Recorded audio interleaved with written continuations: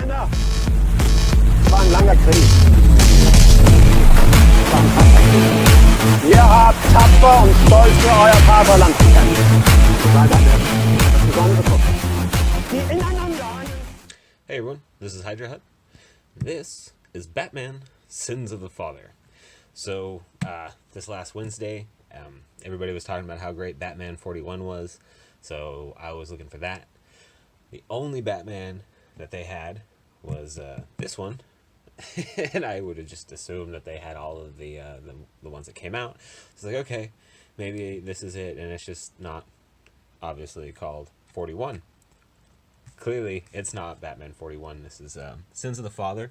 This is actually based on the blockbuster video game Batman: The Telltale Series. If you never played it, it's probably because you don't play visual novel games. This was a point and click. Nothing against them. They got good dialogue, you know, whatever. But that's what this is based off of. This is after the games, so it kind of just picks up off of where they left off.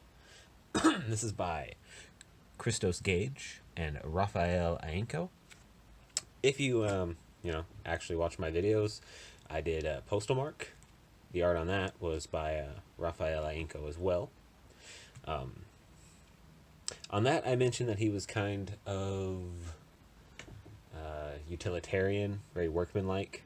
And I think, honestly, that this kind of illustrates the point. I feel if you're doing Batman, you should put, like, everything you got into it, because Batman's pretty top-tier stuff. Even if it's just, based off of a video game and it doesn't really mean anything as far as the whole DC universe is concerned. Still, Batman should really put everything you got into Batman. So this is the cover. I think the cover's kind of nice. It's just kind of a weird, awkward, silly position. But it's cool. I like the stuff, and it kind of illustrates what's going to happen inside. I mean, you'll see Batman in his gear, and he stands up where you can get wind flutter in his cape, so it's not a lie. It starts off with a a gang fight going down with some cops and the Zuccos and Bertinelli families. This is real heavily mafia themed. Again, if you haven't been playing the games, reading the games, we get Gordon talking to the cops. He's real worried about what's happening, but fortunately Batman shows up just in time for the Zuccos to shoot his car with a rocket launcher. Car goes flying over. The Zuccos are pretty impressed with themselves. They think the cops and Batman are just making this all too easy for them. They're going to be the baddest of the bad when everybody finds out they killed Batman. Of course, Batman's not dead. And he takes him out. So I guess I really don't want to just talk too much about the storyline, because that's really all this is story. This is the major fight that we get to see, and it's well done. Kind of flat though. I mean, real flat shots. This is, I guess, pretty dynamic, but it feels semi-awkward. I don't know, good definition on his inner thigh though. You can see the muscle. But like that. Like he just did this weird standing inside roundhouse and booted that guy off in that direction, even though, I don't know. It's not bad. It's just, and this is awkward. It's kind of like, punch, kick, run. But they do a good job. But, it's pretty it's action. So as the fight's going along, they actually end up shooting Batman in the back, and they think, again, that they beat Batman. And they're going to check on his corpse, but he's not actually dead, and he throws... I thought these guys were going to get their heads cut off because of that, the way this picture's done. But his head doesn't get cut off, which, I guess you shouldn't think about that with Batman. Instead, he drops a whole pile of cars on these guys. Fortunately, though, having a pile of cars dropped on you doesn't kill you in Telltale Games universe. So they're just slightly concussed with broken bones. Batman's been in constant communication with Gordon throughout this, and he's letting him know that everything's all right, and he's going to deal with he's dealt with the crime families. He goes ahead and he grabs one of the dudes for questioning, and says that he'll return him later. We come back to later, which is the GCPD Headquarters, where we see the guy that Batman took hanging upside down. So, here's what he says. Yeah, I'll testify. Screw Omerta. It ain't worth it. This game used to be about doing business, but these new players got no respect for human life. The reason I read that is because he says Omerta, which is pretty cool. Omerta is basically a mafia term, crime family term for not talking to the cops, and they used it accurately. That's pretty neat. Really, the only other time I've ever heard Omerta used was in a Lamb of God song. It was not actually used correctly. Anyway, Gordon and Batman get to talking a little bit, and this ugly cop shows up. And look at him. You imagine getting pulled over by him. I bet his breath smells like onion and tortilla chips. Bleh. Anyway, he shows up, tells Batman he ain't never liked him, but he'd like to shake his hand because that was pretty alright.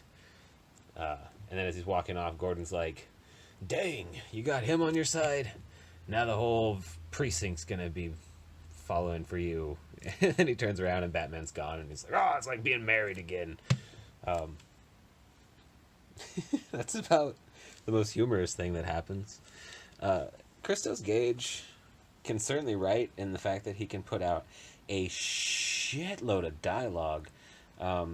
Honestly, though, this is kind of boring.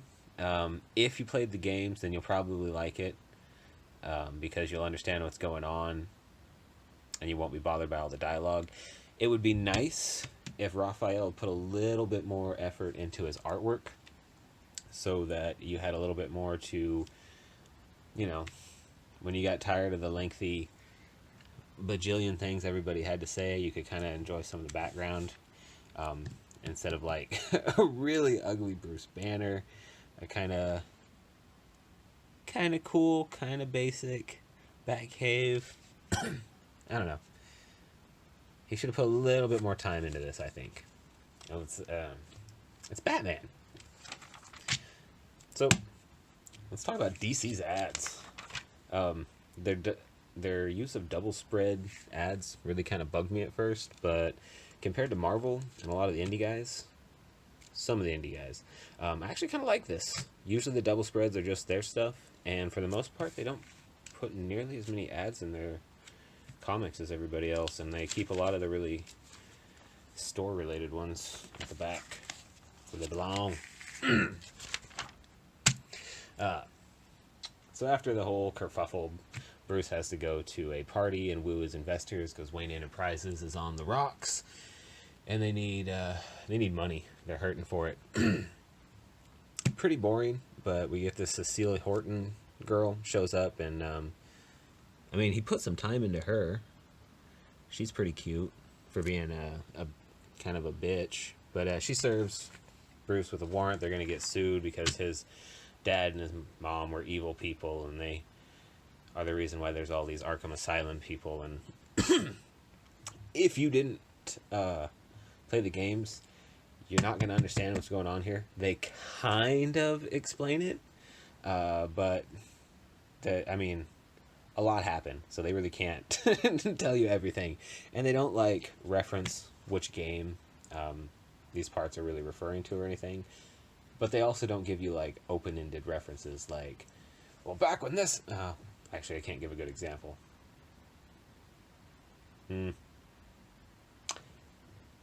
You'll understand, but you'll end up probably having to look up on Wikipedia if you want any of the actual reasoning behind this stuff. Also, I don't like the way they treated Thomas Wayne. I'm a big fan of him from the Flashpoint Paradox. That's my Thomas.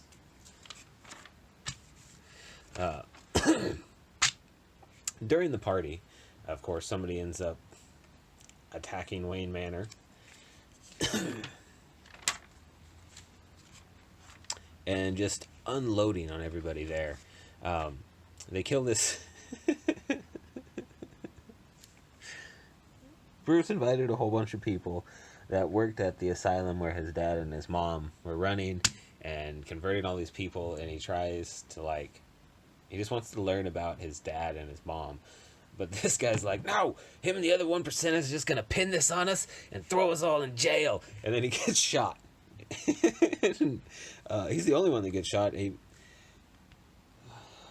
Raffaele, we don't need this.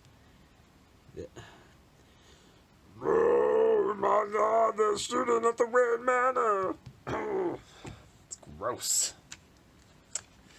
Anyway, a whole bunch of shooting goes down. Bruce manages to pretty much save everybody, runs out of the building, turns into Batman. We get this absolutely undynamic shot of Batman standing on a rooftop. I think it would have looked a lot better if this leg was, like, kicked out and he was crouched down and, like, grabbing right here or maybe right here, and his cape was fluttered way up here, and then we could have got rid of all this stupid know-nothing background with just awesome cape-looking flutter. I still could have had this, maybe illuminated these windows a little bit more, darkened the whole picture. Would have looked a lot cooler, I think. But it's all pretty just meh. Look how actiony and dynamic this is. Thank you, Raffaele Ienco. That's amazing. I'll just let you see what's happening. Basically, Batman's Batarang gets shot out of the air, and we see. I don't recognize him, but he's a dead shot.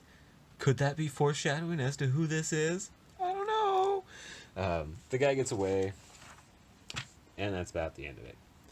So, if you played the games, go ahead and pick this up. It's cheap. It's only $2.99.